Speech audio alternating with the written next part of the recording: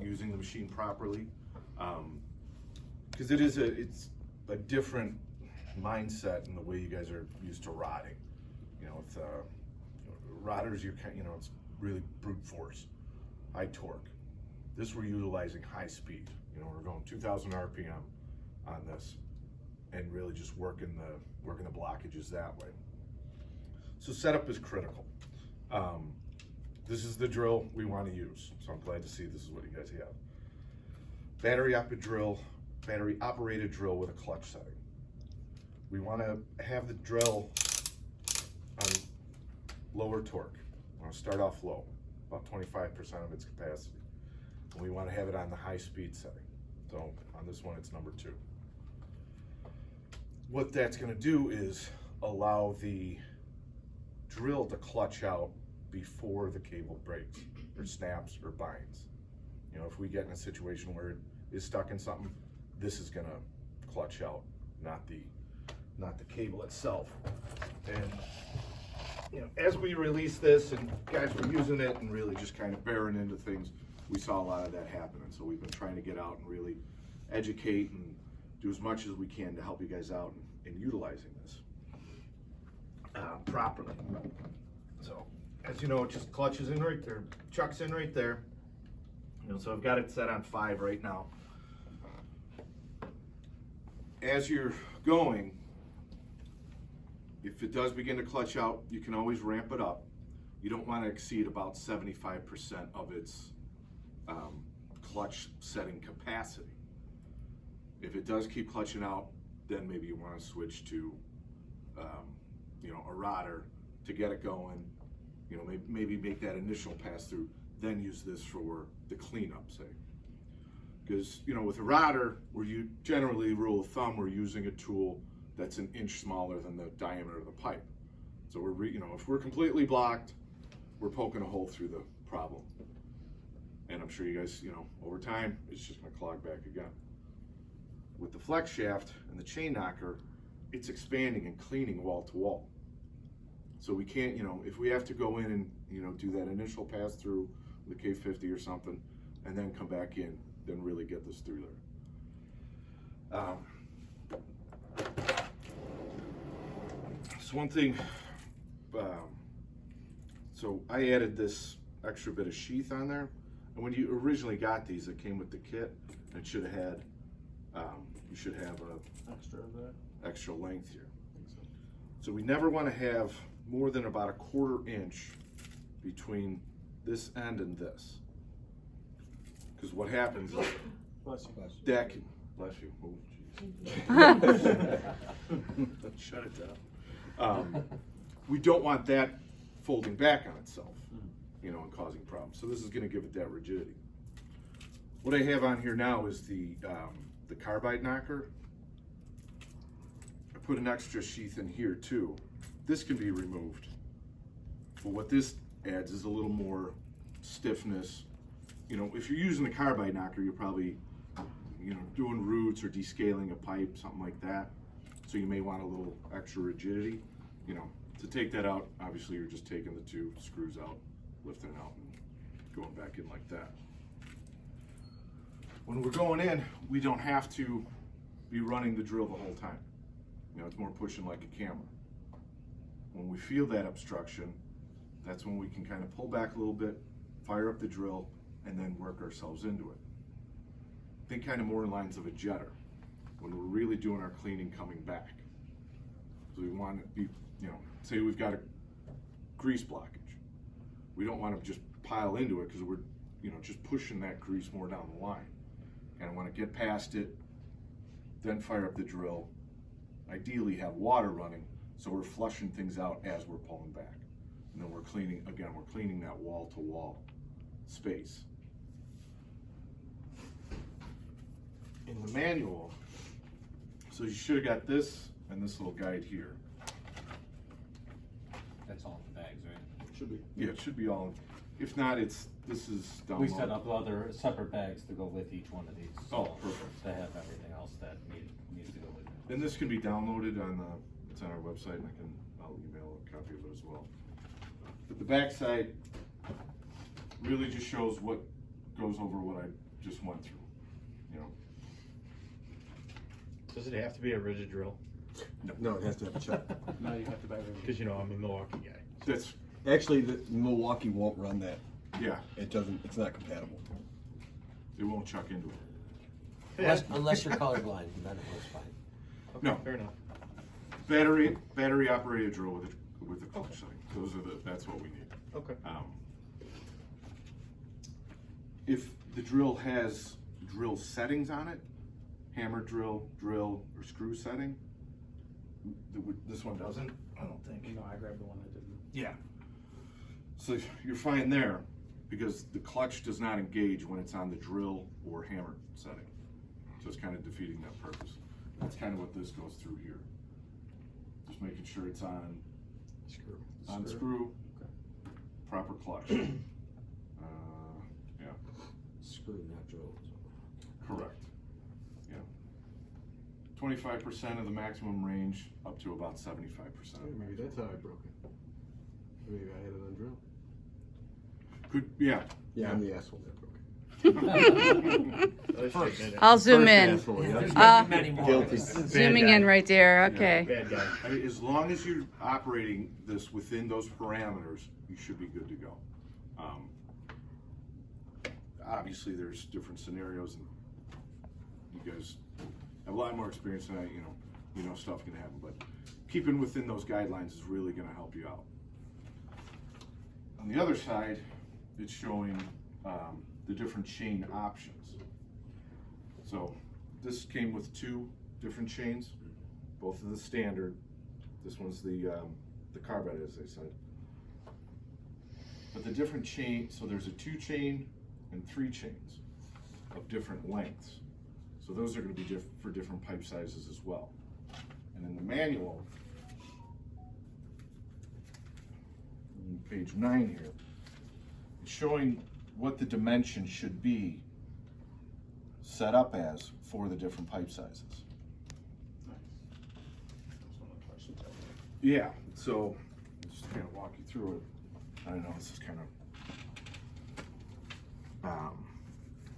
so which machine, the 102 or the 204, number of chains, number of links, so the actual number of chains on the knocker, there's 1, 2, and 3, the nominal pipe size, and the recommended collar distance. So this is what we're calling the collar distance between these two. So for example, a 3-inch line, you would want to have 4-inch gap between the two. Inside gap or ends. outside? Inside. Inside. Yeah, so it's going to be, so essentially what I have here, Yes. the distance of this spacer. I think that's 4 inches. Or if we could like make. So labels essentially, and, you like, could just cut the tape them on it, spacers to the cut them, size they'd for stay each on, pipe, and you can just but for insert each them and you just spacer. tighten it. Yeah. Yeah, you just Sharpie it out. And obviously, Just shorter Sharpie it out. means it's gonna be a larger size pipe. Permanent marker. Yeah, it's gonna go It's further gonna stay out. longer than the tape. Yeah.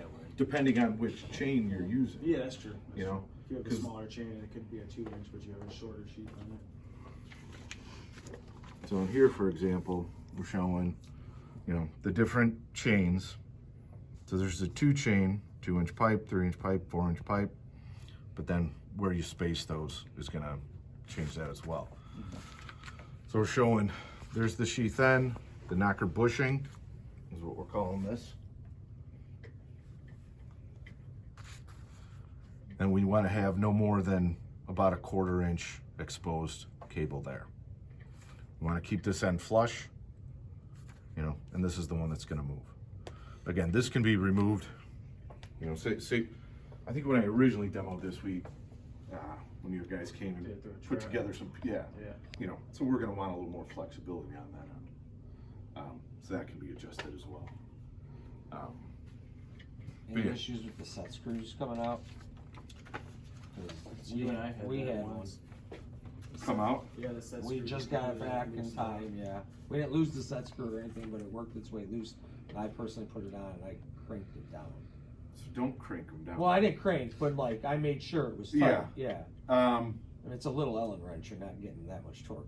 Yeah, and there's a reason why those are that size, so you can't crank them down too much. Because you don't want that digging Going too deep into that cable and messing with that, that wind essentially. Is that like a fail safe then for it? Loctite, that help, anything like that? Not long term. I would leave it sit. Yeah. Yeah. It's probably, by the time it dries, it'll be back out, Yeah. back off. Just It's something I'd say just, every time you just keep an eye on them. Make sure they're set. it was we got into some big roots that day. Yeah. But, I was just curious. Yeah. In big roots, I don't know, do you guys have another carbide one? Or were you using just the standard knocker? We're just using the standard. It was a sump line, it wasn't a sewer line. Okay. We just need to get it some flow. Yeah. But there's different pipe materials and it's just destroyed right there by the roots. Yeah. But Yeah, can they work themselves out? Sure. the front half, the back half is still pretty tight, but the front half it came out loose. We're actually just coming out now. I just got all the part numbers and stuff on them yesterday. A new set of chain knockers for all of them. They'll look just like these, the standard and the carbide, but on the front end, kind of looks like an ice cream cone with sprinkles. So it's a little mound with carbide bits in it, so for a penetrating head. So those are coming out. Again, I got the sheet for them, but I'm assuming very soon. So those will be really nice to have as I well. see the new 6-inch one. I was gonna say, so, and I think then it's a monster. yeah. So we debuted that about a month ago at the Lead Show in Indianapolis. It's the 306, so 3 to 6 inch. Sits about that high. It's got an internal motor. It's a 1.5 horse motor, 125 feet. So you're not running a drill with it then? No, It's no. internal. I'm not gonna Foot pedal. It's a foot pedal. It's got its own motor. run a drill and move it. I mean, at the same time. this thing's. I'll show you. The guy I follow on YouTube, and that's another plumber that's out of Indiana. He got a free one from the Clog Squad, Okay. Gronendijk, yeah. And Shout out to you, Grandad. he's been using it, I guess. So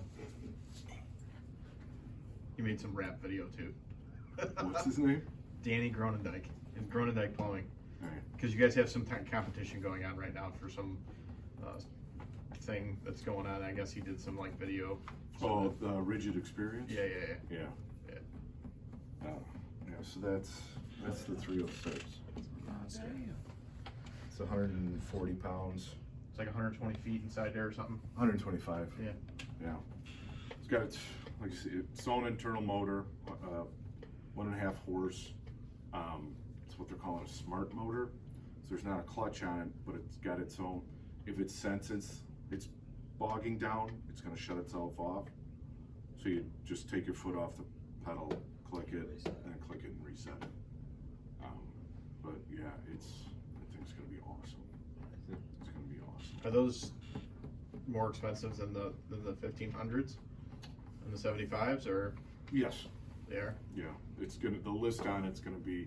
I think they said about $4,400. For what it does, it's pretty. Beats carrying a $7,500 flex Yeah. There's other machines like that in the market that are. I think the largest one is 70 feet, and it's about $8,500. It's more for pipe relining, things like that. Okay. Where these are, these can be, for descaling. Yeah. Any other questions or stuff that comes up on them? Haven't really been able to. I haven't used it. I know that these guys have. So It's just that set screw and cement. Okay. That's about it. I like it. It's nice to know that we can just have cutouts. you don't want to use the carbide on PVC then, right? Yeah. You don't want to use the carbide head on PVC. No. It'll tear it apart. Yes.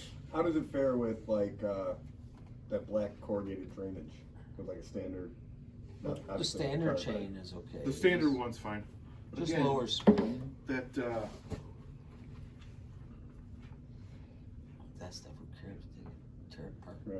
Right. Do you, on that black corrugated, do you wanna use a lower speed? I just, I think we ever- toggle the trigger back just a little, I don't know. You know, so down this side are, you know, all the different pipe sizes, or pipe types. You know, copper, galvanized, cast iron, ABS, Orangeburg, corrugated. Yeah. So it's showing, you know, for the corrugated, you're just using the standards. Standard chains. Yeah. You know, none of the carbide tips. Yeah. Because generally when you camera those lines, it's like a fucking roller coaster. Yeah. That's why they put that shit in. Yeah. It's all concrete.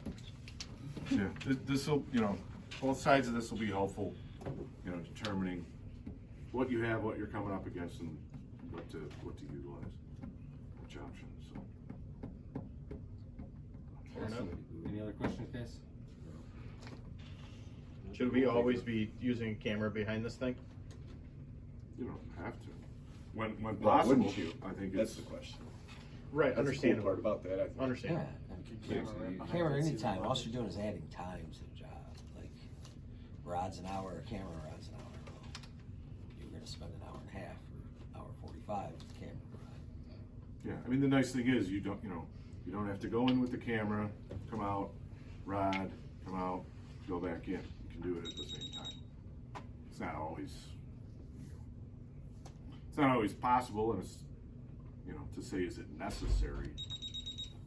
To know what you're doing, I think so, as much as we can, have the camera with this, is just so we're doing the right job for the best Yeah. job for the customer. Yeah, Trying to get each joint cleaned up the best you can. Right. yeah. Yeah, so, Well, then it's just easier too, because, you know, a lot of times the customer, you pop it open, they're like, oh, great, everything's good. You can sit there and be like, yeah, I beg to differ. yeah. Take a look. So. All Well, right. good. Great, Yeah. thank you. Anything else comes up, I think